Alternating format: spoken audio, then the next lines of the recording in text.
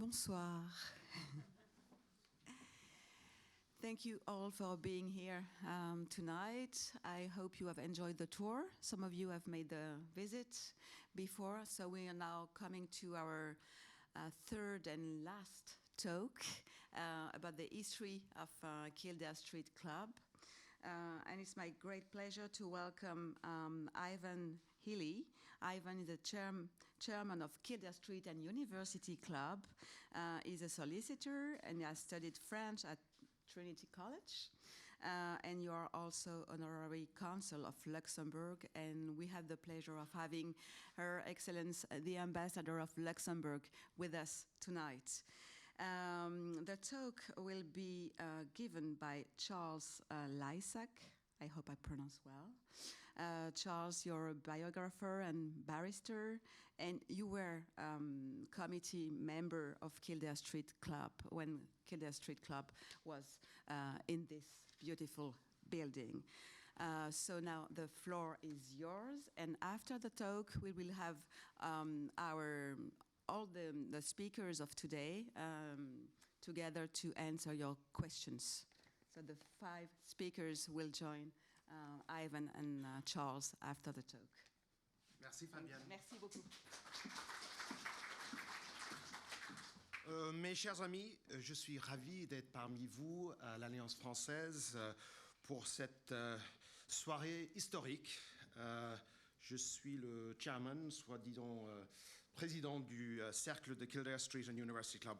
Ladies and gentlemen, you're very welcome to this evening to a historic event. I am the chairman of the Kildare Street and University Club, and I'm here really to put into context the talk from the following speaker, Charles Lysaght. I would like to just take the opportunity to thank Fabienne Clairaut and Christine Weld for involving the Kildare Street and University Club in this evening, particularly as this building was our home up until the mid-1970s, when the Kildare Street Club merged with the University Club and moved in its entirety to number 17 St. Stephen's Green. So the Kildare Street Club was founded, as we've heard before, in 1782. It was founded by candidates or prospective candidates who had been rejected, or in clubland, as we call it, blackballed, because there's a system of ballot where there's a ballot box, and if a black ball appears in that ballot box, that candidate is blackballed. And they were blackballed from a club called Daly's Club, which was based on Foster Place, which is just beside the former House of Lords, now the Bank of Ireland, on College Green. The Kildare Street Club is significant on these islands, as it is one of 5 18th century gentlemen's clubs, as they are known. I must say that ladies are now full members of the Kildare Street and University Club in its current idiom. However, this Kildare Street Club was one of 5 18th century clubs in Britain and Ireland, the others being White's, Boodle's, Brooks's, all based on St. James's Street in London, and the New Club in Edinburgh. These 18th century clubs grew from coffee houses, and these coffee houses were named often after their proprietors, hence White's, Boodle's, and Brooks's, and so on. And in fact, the dining rooms of these 18th century clubs were called coffee rooms, as we heard earlier in the architectural presentation. And they still are to this day. The clubs, to give it a social context, provided a place for members, usually drawn from the aristocracy, landed gentry, military, political figures, to socialise and dine together. However, there was a particular vice which was a feature of these 18th century clubs and club life, and it was gambling. And they'd gamble on anything, and they'd gamble their houses and their estates. And many of these clubs, including the Kildare Street Club, had betting books, some of which you'll see if you visit some of these clubs to this day in their morning rooms. although gambling really of any sort has now ceased. The Kildare Street Club, as we heard, was built in the 19th century, the building we're now in today, and the inspiration for the Kildare Street Club, the previous club, which is now where the College of Physicians is, the inspiration came from the Reform Club, which is on Pall Mall. The Reform Club has an interesting history in that it was founded by a compatriot, Daniel O'Connell. The Kildare Street Club survived the formation of the state, although, as one can imagine, given its constituent members, suitable candidates of membership steadily dwindled. And in the 1950s, there was already talk of a merger with the University Club, which was founded in 1850 as a social club for graduates of Oxford, Cambridge, and the University of Dublin, Trinity College, just across Nassau Street there. There was a first failed attempt, as I said, in the 1950s, but ultimately a successful merger between the two clubs was reached in 1974, and the Kildare Street Club moved from this building in 1976 to number 17 St. Stephen's Green, which is our current home. It's our current clubhouse now. 17 St. Stephen's Green is a fine example of an early Georgian townhouse. It was built in 1776 by the first Earl of Milltown, whose country house some of you might know as Rusborough House in County Wicklow. Number 17 St. Stephen's Green, therefore, has been used continuously as a clubhouse since 1851. The 1970s merged club had lady associate members, which took over from voucher members in the old Kildare Street Club, and full membership was opened to lady members in 1994. The club now is open to membership, both men and women from the professions, the world of trade and commerce, academics, the arts, and the church. There's one or two diplomats also members. The clubhouse contains a wonderful collection of art which belonged to the separate clubhouses, both here in the Kildare Street and also the Dublin University Club. We host a large number of events concerning a range of topics, including political, historical, literary, cinema, theatrical. In number 17, we provide breakfast, lunch, dinner to our members, and we also have 16 bedrooms, a squash court, and a gym facility. We have a range of reciprocal clubs around the world which members may use and stay in. The election process isn't any secret.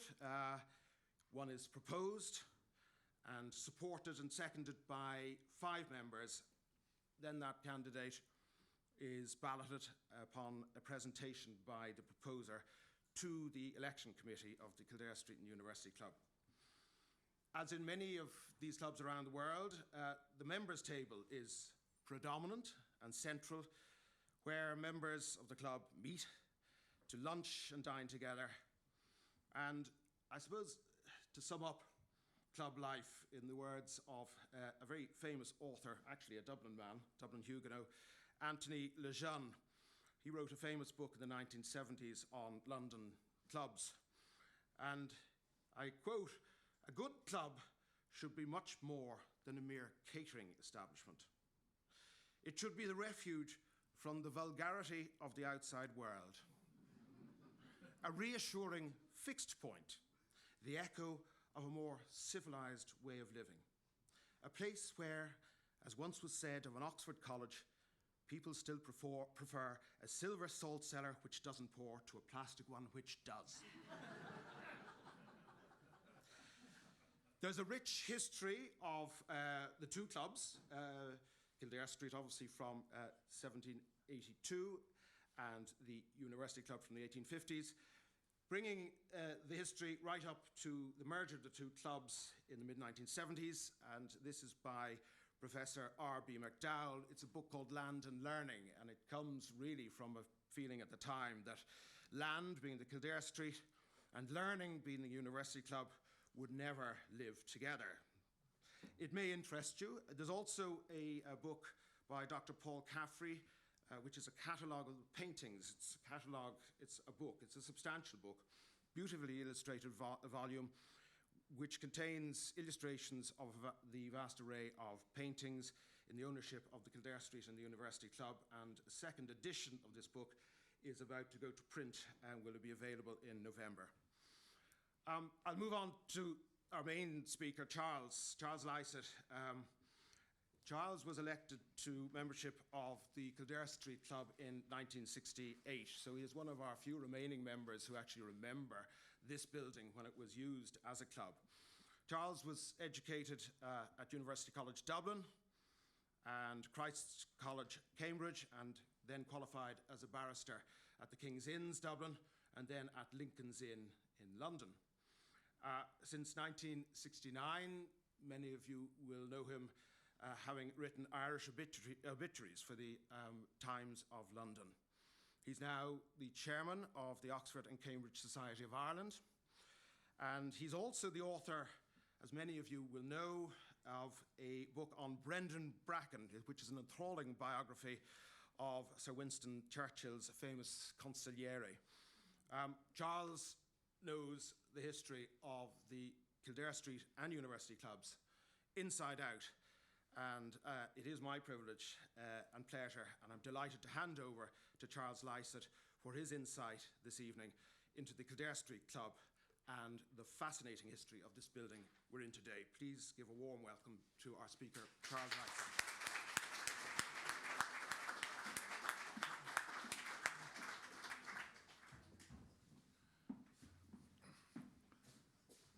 Thank you very much, Ivan. I approach the rostrum here with some trepidation after your generous introduction, and also after the very high standard of the two addresses we've heard earlier, which were really quite outstanding, and the fruit of wonderful original research in each case. The last speaker, Kevin Donovan, gave an account of the building of the old Kildare Street Club, yes, which is there as it was originally, and its history is wonderfully interesting history of architecture. There, the cricketers are there. From College Park, there was always a legend that the famous cricketer Grace had hit a six through the window of the Kildare Street Club from the College Park. Alas, it doesn't seem to have to stand up to historical verification, but it's a nice story nonetheless. The club life, I suppose, was built. Clubs were built, they said, on two principles: the segregation of the classes and the segregation of the sexes. And the Kildare Street Club was the club of the landed gentry and aristocracy of Ireland, built in their last heyday, around the present club, built in their last heyday. It also had leading members of the administration who were members of it. But it was in its in late 19th century, earlier 20th century, it was a political club, really. John Dillon, the nationalist leader, said it was the most benighted Toryism in Ireland, the sacred ark of Toryism. Of course, he hated it. But it was so political that nationalists, even among its own class, nationalist people such as the Esmonds, who were home rulers, did not belong to it. It was that political. The position, I suppose, of the class who made up the Kildare Street Club was eroded, of course, by the Land Acts first, because those who were landlords, and then by the end of privilege, the introduction, very important, of democratic local government in 1898. Those two things, as well as, of course, the creation of the Irish Free State in 1922. But that was only the last of the things that would have undermined it. During the 1916 rebellion, the pages of Kildare Street, can we go here? Yes, I'll come to that in a moment. The pages of Kildare Street Club served the British military who were putting down the rebellion. Well, that would have been a cause of law and order. But more oddly, Kildare Street Club was fired upon from Trinity College. The people who were manning Trinity College thought there were what were called Sinn Féins on the roof of the building. And so they fired on the building, and they just missed Lord Fermoy, who was looking out. And there had to be great apologies in the aftermath of the rebellion about what happened. So come 1922, the 21 Treaty, the Irish Free State, and in May 1922, Republicans who were opposed to the treaty settlement, to the provisional government under Collins, which had been set up under the treaty beginning of 1922, they occupied the club to provide. First of all, they occupied the Masons' Hall in Molesworth Street, and then they came down and occupied the club to house refugees who had fled from Belfast. That was the reason they did. And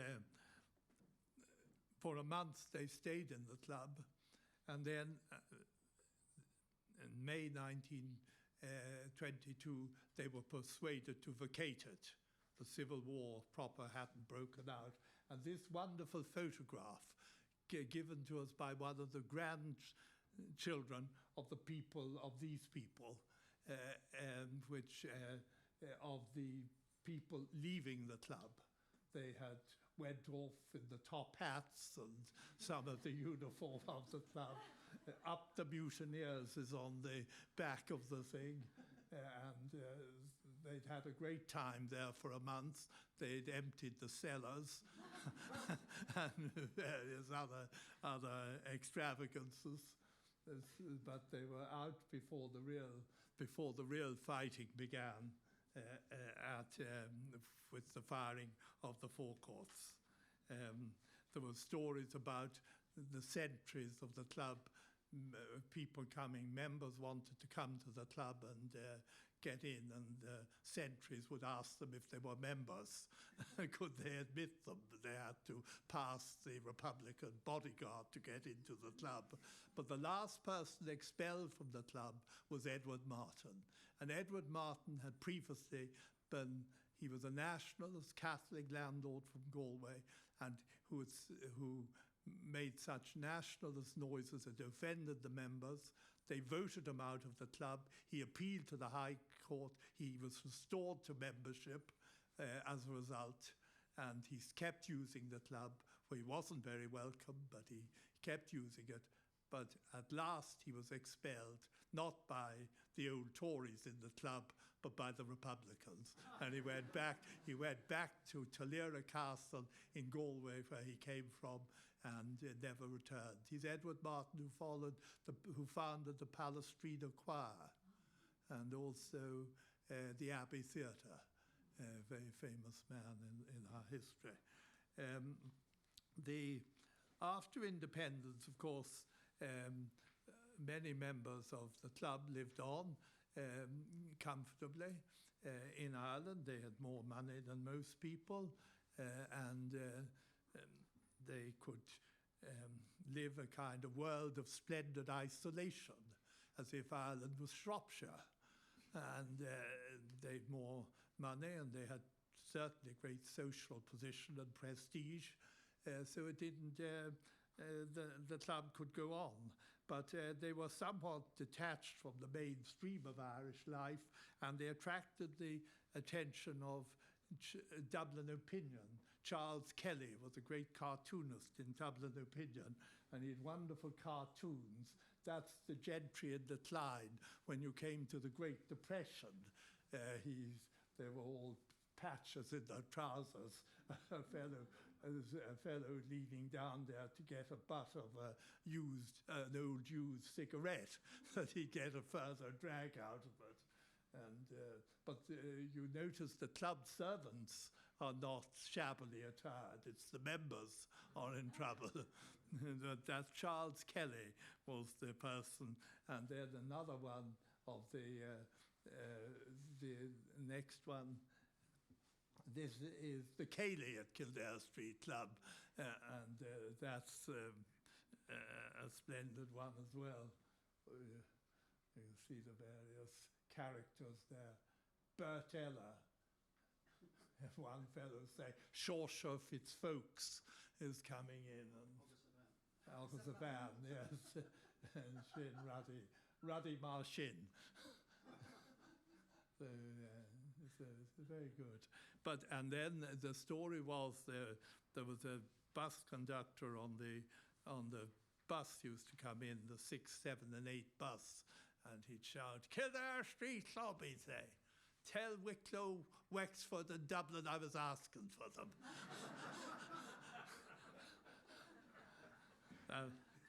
The benign figure. But between the wars, Kildare Street Club was the first, I think, to admit women in any way. So it got ahead of the posse in that way. From the 20s, you were allowed to entertain women for the first time in the club. And then there was a category of lady voucher members who were the widows or widows, unmarried daughters and unmarried sisters of members could join. And some interesting people joined that category in the history of the club. There was a category outside those that could be elected, and people like Sybil Connolly was a member, I remember, when I first joined, and Christine Lady Longford, who was another person, the gay theatre person. She used to entertain Maureen de Burka for lunch, who was a celebrated radical journalist. And one time in the early 70s, there was when the IRA started off again, there were occasional bomb threats to the club. I remember one time the bomb threat was just Lady Longford's Saturday lunch, having lunch with Maureen de Burka, and I was in the club, and that's all they'd have got. If they'd blown up the thing, they'd have missed their targets. But anyway, that's the way. And from the 30s, the last time Yeats met Maud Gonne was in the club. He entertained Maud Gonne here. Francis Stewart records it in his memoirs around 1930. They had a kind of brief reconciliation at that period, and it took place in the old Kildare Street Club. But time moved on, and of course reduced usage despite allowing women with their separate entrance. The women had special entrance, but that was, and half the club could be used by women, and then men alone were just the other half. If you were entertaining any women, you were in the women's half of the club. So they divided the club, and that's how the thing worked until the end of, almost until the end of the separate existence of Kildare Street Club. But by the 50s, of course, reduced usage had resulted in losses, and an effort was made to merge at that stage with the Dublin University Club. And both committees agreed on the merger, which was to take place in the old Kildare Street Club, which was, after all, unique in having been built as a clubhouse. And it was scuppered, in fact, in the University Club. The committee had agreed, but the members voted it down And one cleric who was against it said, an age-old adage that land and learning do not mix. And Dublin University Club would have been full of more academic people, clergy. They'd never have any clergy in Kildare Street Club. They may have been Protestant, but they weren't keen to have any of the clergy in the club. but anyway, the merger was defeated in the 1950s on a vote of the University Club. And that is what propelled Kildare Street into disposing of this part of the building. They reckoned they couldn't go on, and they had the offer they had an offer from the Phoenix Insurance Company for £50,000, and that was the sum for which this part of the club was sold in 1950. Now it didn't go through unanimously. There you are, that members against partition. This chap saying I'm an anti-partitionist, and of course the anti-partition campaign was going on in the country generally, but the idea that the member of Kildare Street Club would be keen anti-partitionists was less to be anticipated. But there they are, good old Joshua's there. But they didn't succeed. It was quite controversial. Who was very much behind it was Basil Goulding. He seemed to dominate the committee of it at the time, and he was quite a force. And then they spent so much money doing up the reduced premises that they ended up with no more money than they had before it.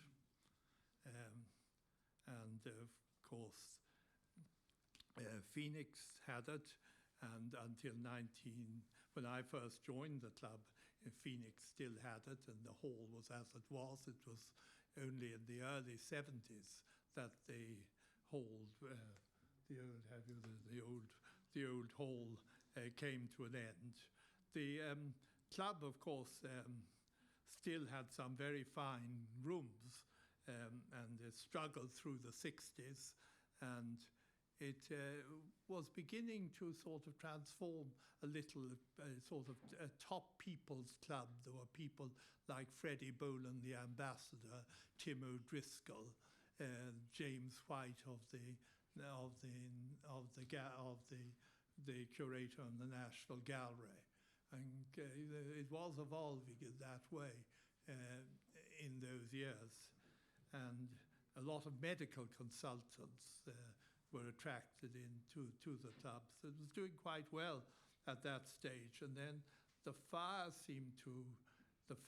the late 60s, to which Kevin Donovan referred, and then they had a big row with the paid secretary and the dismissal and so on.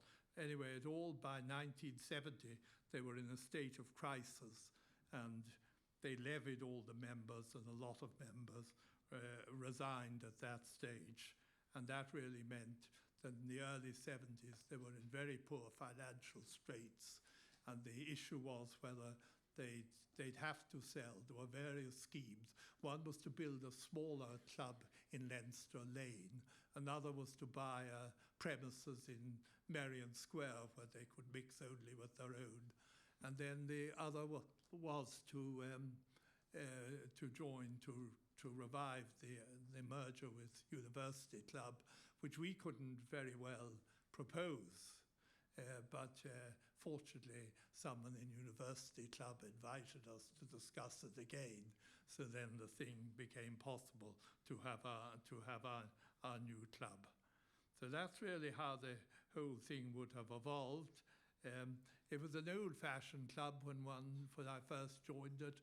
It was certainly on a higher standard. You know, the servants, club servants as they were called, were very formal. It was like Downton Abbey. The top ones, Rooney, poor Rooney, and Hickey and Kinsella, they were called by their surnames. That was a badge of their standing. And they were wonderful. And one or two that we had from those days who were trained by them, John Fitzgerald, Cecil Hennessy. They survived into our time, and they brought some of the good ethos of the Kildare Street Club with them. So it wasn't without many good points, the club. I was very grateful. My old professor of economics in UCD, actually, George O'Brien, he was the only UCD professor who was a member of Kildare Street Club, and he proposed me, and he said, oh, I was at the bar in London at the time, said people would be very impressed in England you're a member of Kildare Street Club. I don't know if they were or not. So but it brought me into an interesting world for which I'm grateful. So anyway, I hope I've given you some picture. The bombs went off, of course, in the opposite the club in the 1974 when the bombing of the Monaghan bombing took place. There was one quite close to the club in Leinster Street. And there was a certain degree, as I say, of trepidation in the club at that stage that things were stirring up again, as they might have said. So anyway, I suppose we have to, one regrets that wonderful hall has gone, as someone said, an awful act of vandalism. But it is a consolation that the club, the building, has fallen into such good hands as the Alliance and the Genealogical Office or the National Library. They both honour it, and that is a consolation, even if from an architectural point of view you would regret it. And I would wish the Alliance, once did course in the Alliance before it came here, and one wishes the Alliance very well, and all building up the wonderful links with France and Ireland that go back so far. It's a great privilege to be asked to talk to this meeting today, so I thank you very much.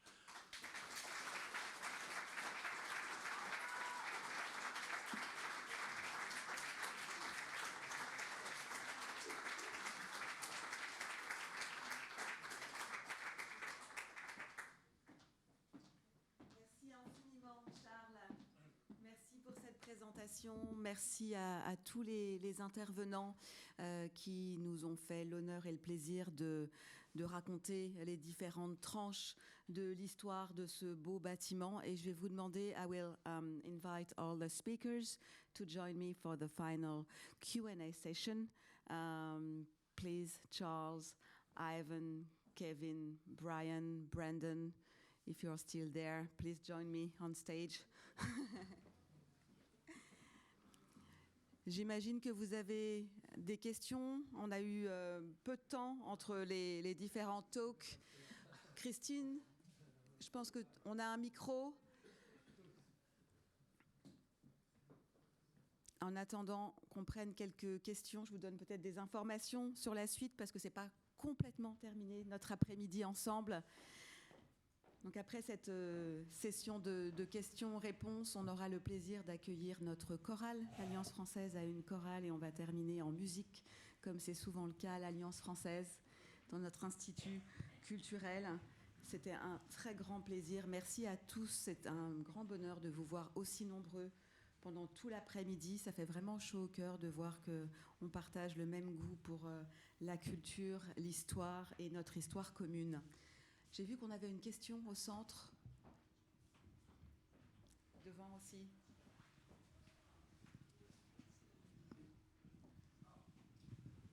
Bonsoir. I have only one question. I once attended a lecture by Dr. Declan Downey, and he mentioned about the subject about how when Ireland became an independent state, a lot of descendants of les oies sauvages, or the wild geese, were pivotal in contributing to the foundation of our embassies abroad, including Paris. Would any descendants of les oies sauvages have been involved in the foundation of the Dublin French Society, or even up to the Alliance Française here in Dublin, and even the Alliance Française, the foundation in Paris in 1883?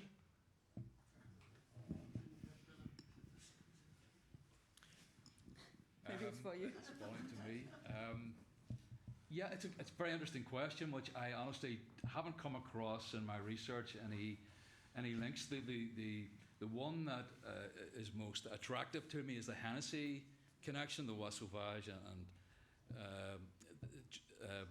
Mr. Hennessy went abroad, fought for France, and then he established the whiskey making, the cognac, sorry, in Cognac, and of course it's gone worldwide, and I know there is some Hennessy family connection still to their estate in Ireland. That's the only. I have looked. I've actually contacted the Hennessy people in Cognac, but I think the Irish connection isn't quite as strong as it maybe it used to be. I think Cognac now, the marketing of Cognac is not so much associated with Ireland or France even. It's with rappers in America. It seems to be the big advertising push. But that's a very interesting point, and I must have another look at it. Yes. If I may intervene at this stage, just to take a different slant in response to your question, I was in one of our reciprocal clubs last weekend called the Jockey Club in Paris, which is a club which has a membership, having looked at their notice board, as a membership, there isn't one commoner there as far as I could see. They're all Vicomte and Baron and Prince. There was one name I noticed which was quite odd because it wasn't Vicomte or Baron Machin de Choses, as they might say in France. His name was David O'Neill. And I was in the bar on Monday before lunch, and one of their members introduced me to David O'Neill's grandfather, who had proposed David for membership of the club, and he was called Jean-Hugues O'Neill. Notice the Hugh O'Neill. And he was at pains to tell me that, of course, his family had fled Ireland for France well before the wild geese to whom you refer. So an interesting little Irish connection with the aristocracy of France and the Jockey Club.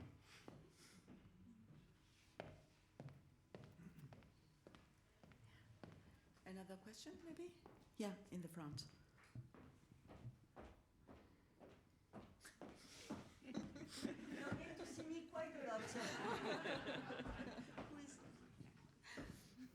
Thank you very much. It's just a question, or maybe even a brief extra question for Kevin, and it relates to, I guess, the second half of the 19th century when the building was being constructed.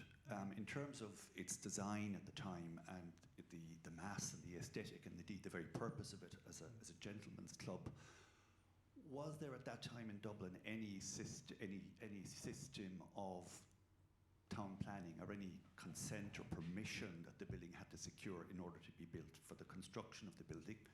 I mean, town planning was emerging, I think, in the UK just around then. In Dublin, was there any system? And also, in terms of the brick, what brickworks, do you know, were the bricks sourced from, and where was the stone quarried? Interesting questions. In terms of the town planning side of things, and Brian, you might have a view on this as well. I don't know that town planning was a real question in Ireland until the beginning of the 20th century, when people like, the Abercrombie plan was put in place, where there was a proposal to lay out Dublin in a different way from the way it had been laid out, essentially between the 18th century and the 20th century, and that's when Lady Aberdeen came over. Geddes, the Scottish architect and planner, came over at that point. So in the sense of there being town planning restrictions on the formation of the club, I don't know that there were, because the land was in the gift, or in, I suppose, the possession of the Earl of Kildare, I guess, at that point. Yeah, or the Pembroke estate. Leinster, yeah. Yeah, I would take it that, you know, there would have been building bylaw kind of things coming in by the local authorities to kind of rule on the standard of construction, the sanitation and that kind of thing. But the estate system of having a landlord effectively they were their own planning authority in some respects, and they set out their estate and then parcelled out the land in chunks with it, and typically 2, 3, 4 houses at a time. So, and that's why you look at around Merrion Square and the like, and you'll see that it's not as homogenous as you might think when you're not there standing looking at it. And so they were the arbiters of setting out almost like a civic or a development plan. As such, and then it was really 1st September 1964 when the 63 Planning Act came in, where you had individual planning rights, and that's where that whole term pre-63 comes from. In terms of before that, it was pretty much a free-for-all, and that free-for-all kind of continued internally. I was saying on my group on the tour, right up to the Planning Act of 2000, which is just what they're just about to replace it now this week or last week or one of these days with the new Planning Act. But where the insides of these buildings were completely left exposed and unprotected, and that there was only a modest protection given to the outside of any historic buildings, and that's what allowed things like the staircase to occur in here, because it was a kind of a facadism. It was, if you keep the outside of the building at best. When you see what happened on Fitzwilliam Street, that wasn't even always successful in itself.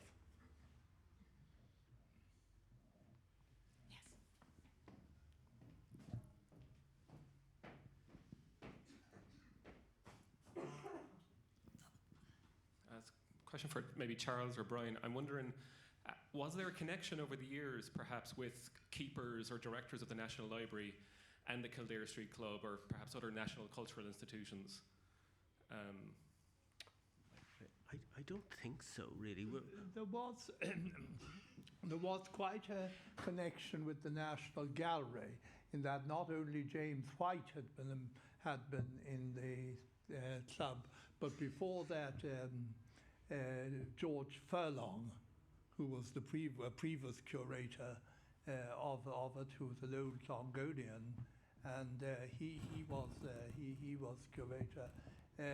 I suppose the gallery, don't know of any connections with the library as such. I mean, the membership of Kildare Street, and this would have been people like Charles de Vere White belonged, and a few people like that. But basically, they weren't into culture in a big way. They were essentially a military group. A lot of them wouldn't even have been to university.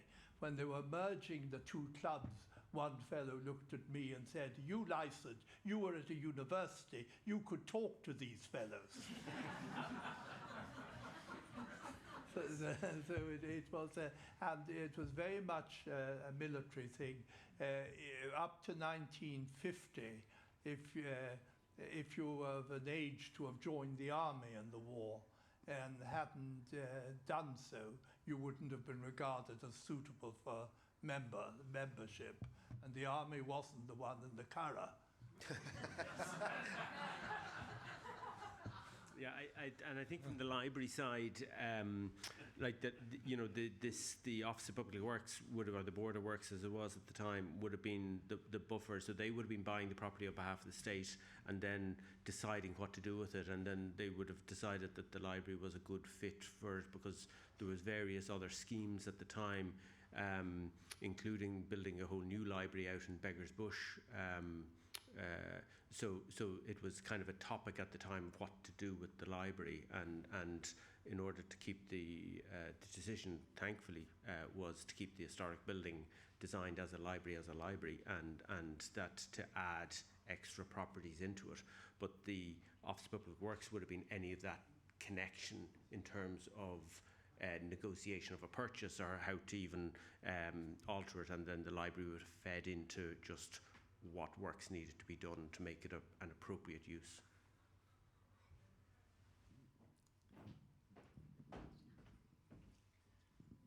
Thank you very much. Yeah, I couldn't make the earlier session, so I have a very, very simple question. I know this building very, very well. I was involved for a number of years. How big was the original footprint of the Kildare Street Club? How far up the street did it go? So the original building occupied the space of 3 Georgian plots. So it was the width of 3 Georgian plots on Kildare Street.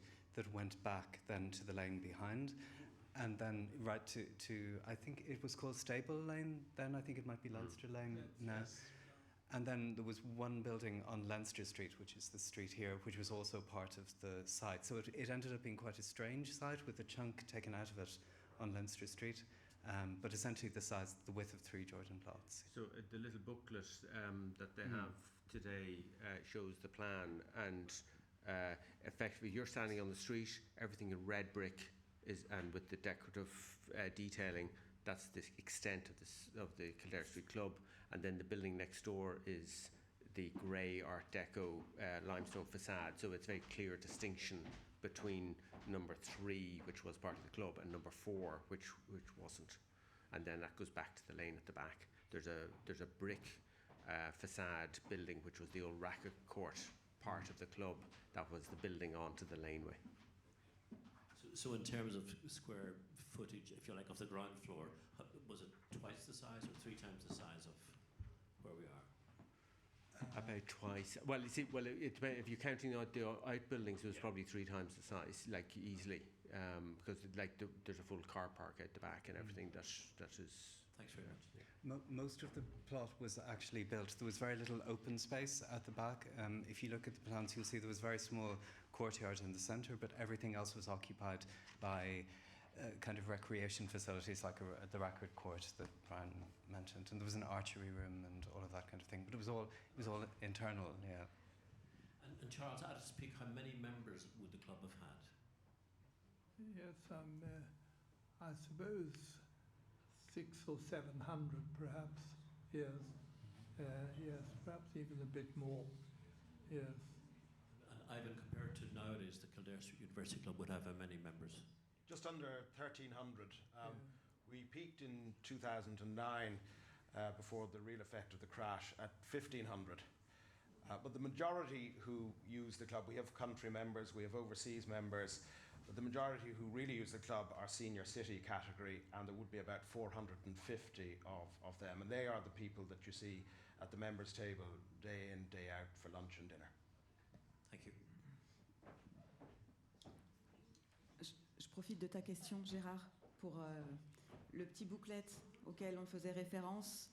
Vous avez à l'intérieur le résumé de l'histoire de l'Alliance française, et vous avez un plan du bâtiment original que vous retrouvez aussi en beaucoup plus grand dans l'exposition qu'on a préparée spécialement au 2e et au 3e étage de l'Alliance française, et qui va rester pendant un petit moment, je pense, pour toutes les images que Charles nous a montrées aujourd'hui, la plupart des présentations que vous avez eues aujourd'hui.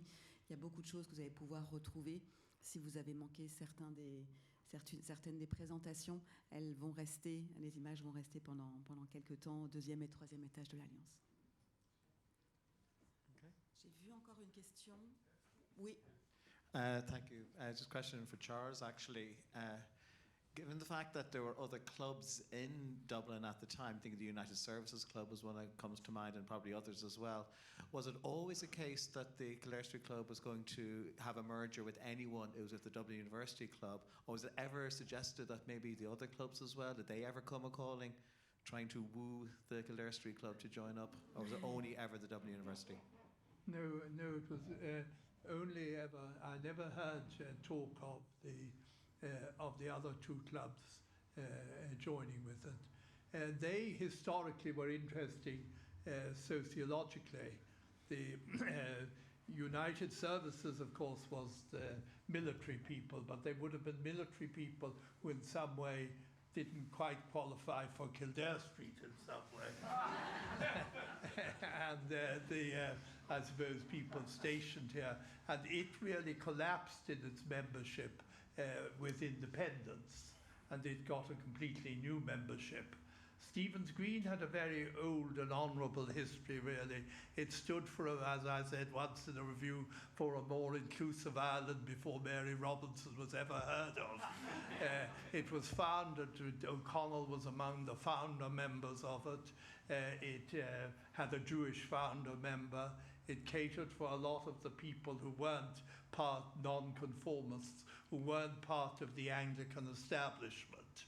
So it had that, and it was the Catholic gentry to some extent tended to belong to Stephen's Green rather than Kildare Street, although there would have been Catholics in Kildare Street, but there would have been that distinction between the two.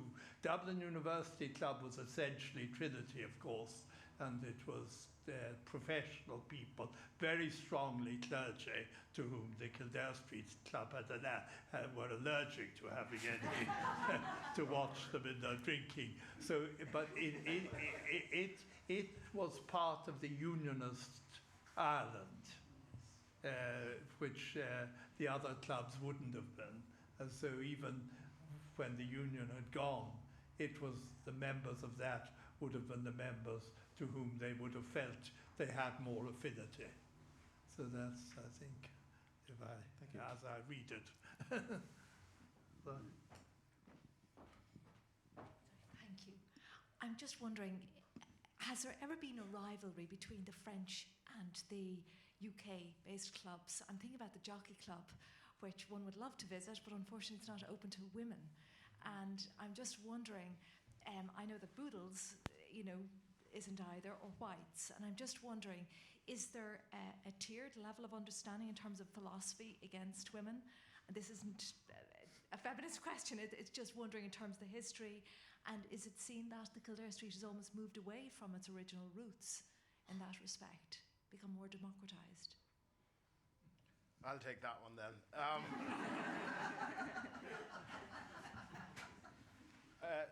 I suppose to answer firstly the latter part of your question, no, we reciprocate with a wide variety of clubs around the world, some of which admit only male members, some have men and women who are members, and indeed some which have lady-only members.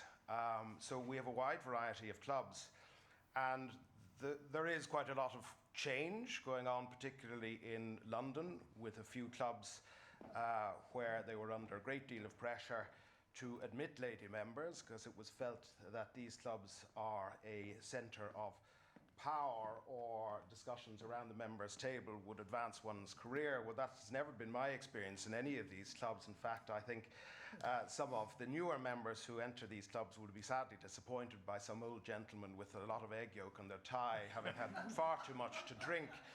Our admission of lady members in 1994, in my view, in no way affects our relationship with some of the other clubs you mentioned, such as the Jockey or Boodles. There's, I think, with our reciprocal arrangements, we have a variety of clubs, and there's a place for everyone to find in those clubs which we have abroad.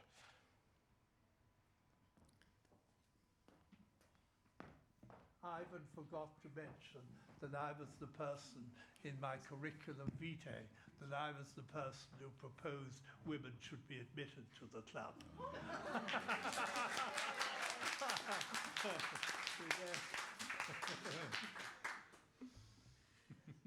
There used to be a women's club in Dublin. The people forgot. There's a club called the Alexandra before the First World War. It was in Stephen's Green and in Grafton Street, and it was a women's only club. And was it related to the school? Not that I know of, no. No, I don't. Well, it was called after Queen Alexandra, I suppose. I don't know. Yeah, I'm just curious to know a bit more about the activities. What would be the activities of the club, for instance, on 17th Stephen's Green, the current that, apart from dinners and lunches, and so what would be practically what would be main missions and activities? One activity that should not be pursued, and that is, you never talk about business or commerce. It is purely a social venue for members to meet each other and wine, dine, but we also have, as I said earlier, we have a squash court, we have a gym, we have a billiards table, we have bridge evenings. There are a variety of events which members on a voluntary basis organise and arrange, and they deal with a variety of themes, whether they be political evenings, historical evenings, literary evenings, evenings dealing with the theatre. We have a garden society, and they visit historical gardens around the country. So, as I say, a bit like my response to the question earlier with the various different types of clubs, there is something for many tastes, and all tastes really, well, most, let's face it, well, let's not include all, most tastes within number 17 St. Stephen's Green.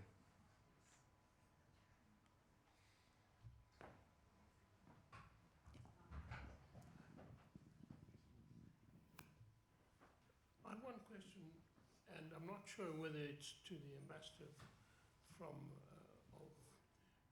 France, or whether it's you, Ivan, who could help me most there. But when I first came to Dublin from Luxembourg, I'd been a member of the Cercle Münster in Luxembourg, and we never had reciprocity with the Kildare Street Club, but we had reciprocity with Stephen's Green Club. And that always surprised me. I mean, it was very useful for all sorts of reasons, but what was the history of that, and why did that process take so long before they began to have reciprocity with us? I would put it down to simply, these things are tabled to a reciprocal clubs committee, and sometimes they move slower than others. There wouldn't be a particular logic or reason why it might have been such a slow process.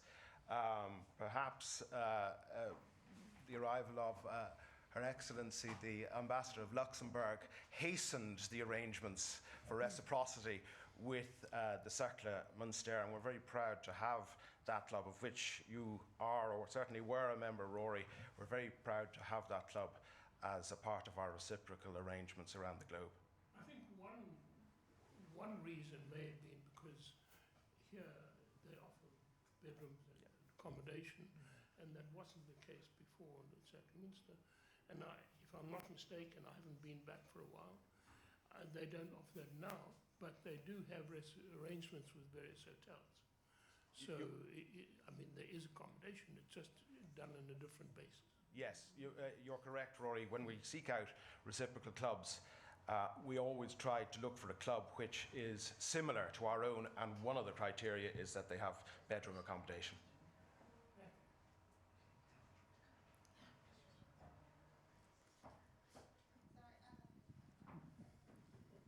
Hello, hi. At the time of the merger, were there many people who were members of both clubs? Was George O'Brien a member of both clubs? Both clubs, yes. Okay. No, there were always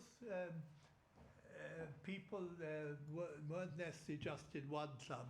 Quite a few people would have been in both clubs. And strangely, the merger was really facilitated by people who were members of both clubs, who saw what was happening and who moved to do it. And some would have been members of Stephen's Green and Kildare Street. George was a member of both clubs, but Kildare Street was the one he'd been a member of for a long time, and he objected to joining. There was a sensitivity among UCD people about joining the Dublin University Club because you had to apply as a non-university member. And it was as much as your life was worth in Michael Tierney's UCD to have joined the University Club.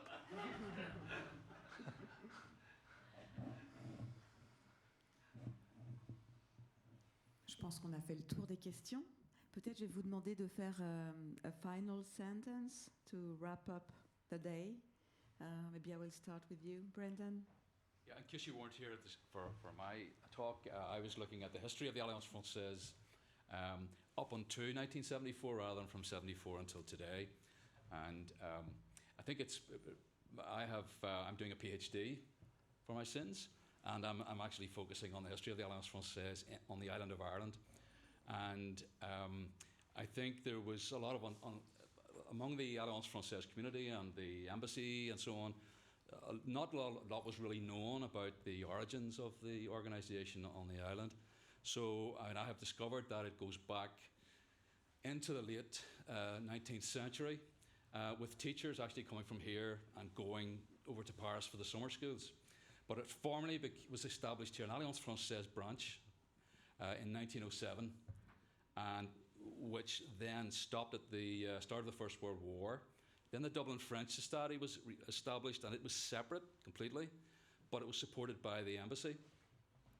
And it ran for a long time until it merged. It sought support of the Alliance Française network around about 1950, because it was, again, there was all these things. It was dwindling in membership, and so it came under the wing, under the umbrella of the Alliance Française, and then it merged in 1960 to become a part of the Alliance Française Dublin, and which then, of course, moved here in 1974. So I was really talking about that story, which is actually very interesting. Very interesting, indeed. Merci beaucoup. Charles? Maybe if Charles has asked me to talk for both of us, because we're probably going to say the same thing anyhow. But I have found today absolutely fascinating. I'm too young ever to have been a member of the Kildare Street Club, although I would love to have visited it. It was fantastic to see the photographs today, and thank you very much for that, Kevin. And it was also very interesting, a lot of which I knew through R.B. McDowell's book, Land and Learning, but it was also interesting to get the insight into Kildare Street being that bastion of unionism that it was even after the foundation of the Free State. It is great to see this building being cared for and looked after by the Alliance Française and the French government, and it is in very, very good hands. And I suppose lastly, a comment on the new iteration of the Kildare Street Club, the Kildare Street and the University Club, which is growing in membership steadily and is a very inclusive place in modern Ireland. It has adapted, a little like Lampedusa's leopard, for things to remain the same, things must change, and that we have done that. Kevin? Yeah, I would just say a couple of things, maybe about the architectural side, which is what I was talking about today. For me, it was very interesting to do the research on this, because it's not my area at all. I was asked to make the presentation, and I learned an awful lot about the building, but I learned more about the building by coming to it, I think, and seeing the National Library next door, and being so close in this room to parts of a room that you normally are not close to. You know, this room was designed to be seen and to be occupied from a floor below. So we're very close to elements of architecture like the beams, the corbels, the cornicing and so on, that are very exciting to me. And it's very exciting to me to know that this is not plaster work that's running around the outside, the top of this room. It's stonework underneath. So the bones of the building are here. I think the Alliance Française is doing a great job in looking after the building, and I do think there is a future for the building which might bring back some of its original character at some point in the future. So thank you. That's the idea. Our project. Brian? Yeah, I suppose, look, from the National Library's point of view, we're delighted to collaborate with the Alliance Française and with Fabienne and her team, and we've done this a couple of times now, and it's nice just even for once a year to kind of undo partition, if you like, as Charles would put it, and to bring us back as one piece, and to make a sense of the places and the way that the building worked, and to kind of bring back the appreciation of the cultural heritage that's in these buildings.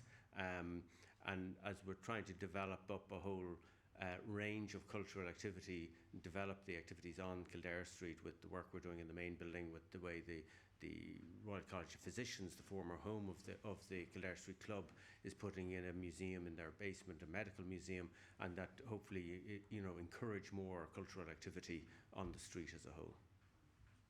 Thank you.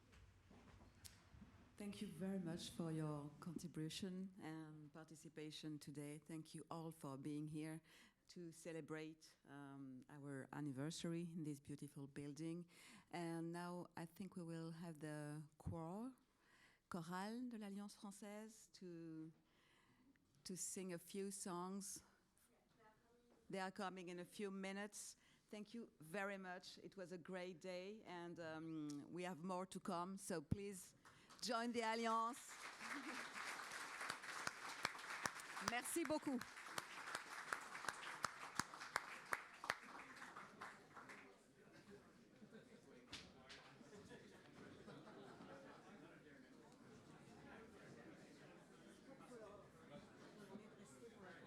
Ben oui, mais si la chorale était là, il ne serait pas parti.